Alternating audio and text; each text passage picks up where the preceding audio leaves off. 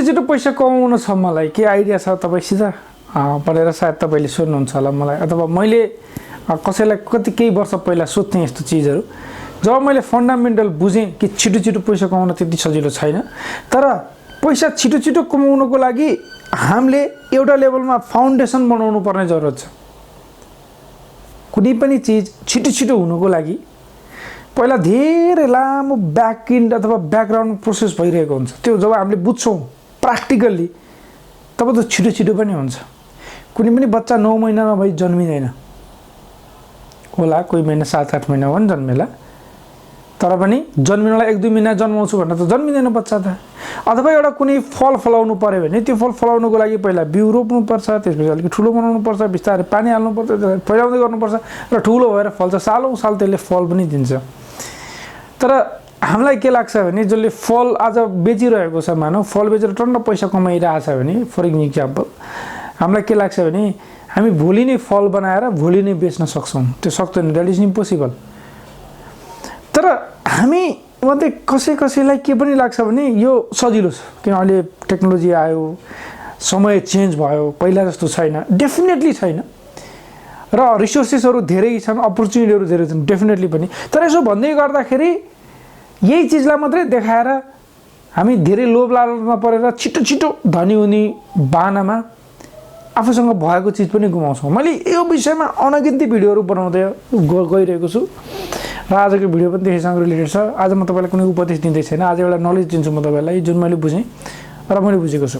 अब मानिलिनुहोस् तपाईँलाई कसैले कुनै कम्पनीमा जोइन हुनुहोस् भन्नुहुन्छ, इन्भेस्टमेन्टको लागि होस् या जबको लागि होस्। यी नर्मली यिनी दुईवटा चिजहरू हुन्छन्, कि त तपाईँले आफ्नो टाइम दिनुहुन्छ कि त तपाईँको आफ्नो पैसा दिनुहुन्छ। दुइटै इन्भेस्टमेन्ट हो। तपाईँसँग खैर अहिले भर्खर करियर सुरुवात गर्दै हुनुहुन्छ, टाइमको भ्यालु कम्ती छ, तपाईँले जति पनि टाइम दिन सक्नुहुन्छ भने वेल त्यसमा चाहिँ खासै अप्ठ्यारो परेन, सिक्दै जानुहोस्, बुझ्दै जानुहोस्।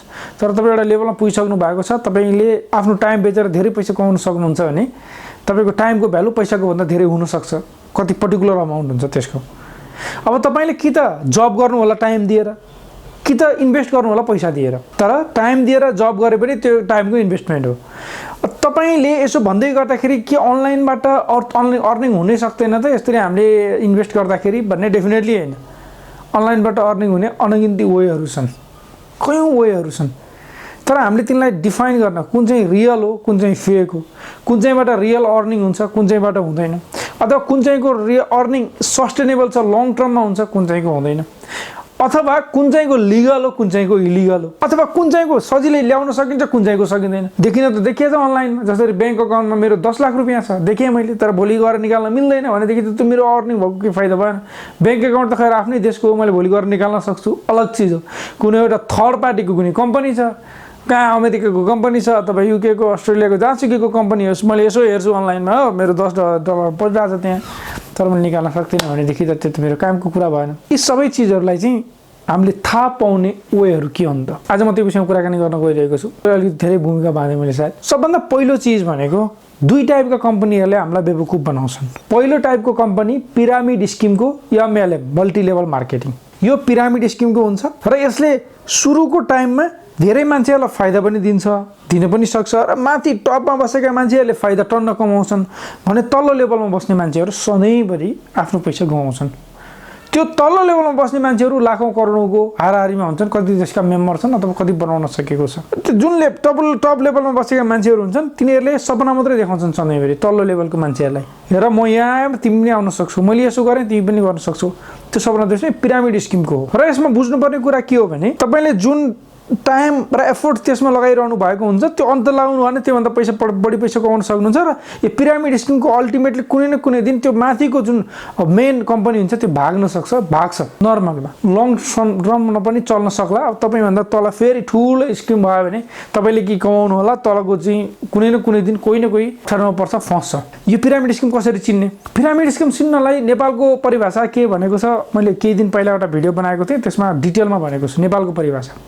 हामीले अलिकति सजिलो तरिकाले भयो, हामीलाई कसैले भनिहाल्यो, हामीले प्रेजेन्टेसन सुन्यौँ, बिजनेस प्लान पनि सुन्यौँ। अब यो पिरामिड स्किम हो कि रियल बिजनेस हो त, अथवा अरू टाइपको MLM हो, डाइरेक्ट सेलिङ हो त, के हो त? पिरामिड स्किममा कुनै सही तरिकाको प्रडक्ट हुँदैन, इभन प्रडक्टै हुँदैन। उनीहरूले पैसाको मात्रै खेला गर्छन्। फर इक्जाम्पल तपाईँ 10,000 रुपियाँ दिएर आज जोइन हुन सक्नुहुन्छ, तपाईँले अर्को एकजनालाई जोइन गराउनु भने 5,000 पाउनुहुन्छ, सेकेन्डलाई जोइन गराउनु भने अर्को 5,000 पाउनुहुन्छ, 10,000 तपाईँले पाउनुहुन्छ, तपाईँको पैसा उठिसक्यो। त्यो 5,000 कम्पनीले कहीँ कहीँ बाँड्छ। मैले यो झाँसो बिजनेस आइडिया भनेर एउटा बिजनेस आइडिया तपाईँलाई देखाएको छु एउटा भिडियोमा, तपाईँले त्यहाँ गएर हेर्न सक्नुहुन्छ। यो टाइपले पिरामिड स्किम चल्छ। न प्रडक्ट हुन्छ न कतिलो सर्भिस हुन्छ। इभन कसैले त कोर्स बेच्ने बाहनामा गर्छन्। इभन त्यो कोर्स तपाईँलाई कामैको हुँदैन, तपाईँलाई कामै नलाग्ने, कहिले युजै नहुने कोर्स लिएर तपाईँले के गर्नुहुन्छ? युजलेस कोर्स लिएर के गर्नुहुन्छ? तपाईँले पैसा कमाउनको लागि मात्रै काम गरम लाग्ने चाहिँ पिरामिड स्किम हो किसानले होइन। तपाईँको प्रडक्ट छ राम्रो, त्यो प्रडक्ट बेचेर लिएर तपाईँले युज गर्न सक्नुहुन्छ, त्यो प्रडक्ट लिएर बेच्न पनि सक्नुहुन्छ, रिसेल गर्न सक्नुहुन्छ राम्रो मार्केटमा, अथवा त्यसलाई लिएर फेरि अनलाइनमा बेच्न सक्नुहुन्छ। यस्ता टाइपको हुन्छन् तिनीहरू चाहिँ रियल डाइरेक्ट सेलिङ एमएलएम पनि हुन सक्छन्। यसलाई चाहिँ नेपालको सरकारले पनि भनेको छ र तपाईँ बुझ्नुहोस्, त्यहाँ पैसाको रेलो खेलो मात्रै हुन्छ, एक्ज्याक्टली त्यहाँनिर केही दम चाहिँ छैन। यो चाहिँ पिरामिड स्किम भयो। अब अर्को एउटा स्किम हुन्छ पुँजी स्किम। यो चाहिँ तपाईँले एमएलएम बनाउने, मान्छे बनाउने र यसमा चाहिँ तपाईँले धेरै पैसा नराख्ने पनि हुनसक्छ, थोरैको पनि हुनसक्छ। अर्को पुँजी स्किम भनेको चाहिँ यो इन्भेस्टमेन्टको स्किम हो। स्किमको बारेमा बुझौँ। पहिलाको जमानामा अनलाइन थिएन, मान्छे अफलाइनमा काम गर्थे। तपाईँको सिटीमा एउटा ठुलो इन्भेस्टमेन्ट कम्पनी आयो। त्यो इन्भेस्टमेन्ट कम्पनी संसारको कुनै पनि ठाउँमा रजिस्टर भएको छ, अथवा नेपालमै पनि रजिस्टर भएको हुनसक्छ कुनै ठाउँमा, र त्यो कम्पनी तपाईँको ठाउँमा आयो। तर उसले के भन्छ भने तपाईँ हाम्रो कम्पनीमा इन्भेस्ट गर्नुहोस्, हामी तपाईँको पैसा केही समयपछि डबल बनाइदिन्छौँ, अथवा 80% हामी रिटर्न दिन्छौँ। तपाईँसँग पैसा लिन्छ 2,000 रुपियाँ, 10,000 रुपियाँ, 20,000 रुपियाँ कति छ, एउटा प्याकेज बनाउन सक्छ। अब अलिक समय त प्याकेज हुन्छ, पहिला प्याकेज नहुन सक्छ। तपाईँ तपाईँले आफ्नो जति चाहनुहुन्छ त्यति इन्भेस्ट गर्न सक्नुहुन्छ, यसको यति रिटर्न पाउनुहुन्छ। तिनीहरूले सुरु समयमा केही रिटर्न पनि दिन्छन्। तपाईँ जानुभयो 10,000 लाउनु भयो, तपाईँलाई 3-4 महिनामा 20,000 रुपियाँ थियो। तपाईँ अब अलिकति लोभी नै थाल्नु भयो, वा 4 महिनामा 100% रिटर्न, फेरि 50,000 लाउनु भयो, अर्को 4-5 महिनामा फेरि 1,00,000 रुपियाँ रिटर्न दियो तपाईँलाई। यसै गरी तपाईँसँग पैसा लिन्छन्, तपाईँलाई दिन्छन्, तपाईँसँग लिन्छन्, तपाईँलाई दिन्छन्। तपाईँलाई दिएको पैसा तपाईँलाई सुरुमा लोभ देखाउँछन्, अनि तपाईँले अलि धेरै इन्भेस्ट गर्नुहुन्छ, फेरि अझै धेरै लोभ देखाउँछन्, तपाईँले अझै धेरै इन्भेस्ट गर्नुहुन्छ, र एक दिन तिनीहरू रफुचक्कर हुन्छन्। त्यो पहिला अफलाइनमा चल्थ्यो। अब तिनीहरूले के भन्छन्, बिजनेस हामी विभिन्न हाम्रो अलग अलग बिजनेस छन्, हामी सेयरमा लगानी गर्छौँ, हाम्रो जग्गामा लगानी गर्छौँ होइन, हाम्रो चाहिँ अनलाइन बिजनेस ठुलो छ त्यसमा लगानी गर्छौँ, फलानु ढिम्काना यसो भनेर तिनीहरूले एउटा सपना देखाउँछ। र त्यसमा के हुन्छ भने अब यसमा रियल के हो म भन्छु है, फेरि रियालिटी चाहिँ कस्तो हुन्छ रियलमा चाहिँ लङ टर्म जानलाई। अब त्यसमा तिनीहरूले के गर्छन् भने तपाईँले जुन पैसा त्यहाँबाट कमाउनु छ त्यो पैसा त्यहीँ हाल्न लाउँछन्, तपाईँले फेरि जति त्यहाँबाट कमाउनु छ त्यहीँ हाल्न लाउँछन्, किनभने तपाईँले अझै धेरै पाउनुहुन्छ, अझै धेरै पाउनुहुन्छ, अझै धेरै पाउनुहुन्छ। र एक दिन उनीहरूले तपाईँले हाले पैसा तपाईँसँग भएको पैसा लिएर टाप गर्छ। अब रियालिटीमा खास यस्तो हुन्छ हुँदैन नि त। रियालिटीमा के हुन्छ, मानव कुनै इन्भेस्टमेन्ट कम्पनी छ, तपाईँको पैसा लिन्छ, जस्तै मानिलिउँ म्युचुअल फन्डहरूले म्युचुअल फन्डहरूले गर्न सक्ने थिएन नि त्यस्तो, तपाईँको 2-4 महिनामै रिटर्न दिने भने 10%, 15%, 12%, 7%, 8% कहिले काहीँ दिँदै नदिने पक्कै गर्ने थिएन होला नि त। उनीहरूले 50%, 100% रिटर्न दिन्थ्यो होला, किनभने त्यो फिजिबल छैन, भने सम्भव छैन नि त, त्यो कारणले दिँदैनन्, किनभने उनीहरूले त पैसाको रेलो खेलो त गर्दैनन्। अथवा अरू कुनै इन्भेस्टमेन्ट कम्पनीहरू जहाँनिर तपाईँले पैसा लगाउनुहुन्छ वर्षको 12-15%, या कुनै एउटा सानो सपमा पैसा लगाउनु भयो, उसले बिजनेस गरेर तपाईँलाई रिटर्न दिन्छ 15-20% अलग अलग हुनसक्छ यस्तो भनेदेखि त्यहाँनिर तपाईँको पैसा रातारात डबल कसरी हुन्छ? हुँदैन नि त। 20% दियो भने 5% डबल हुन्छ पैसा।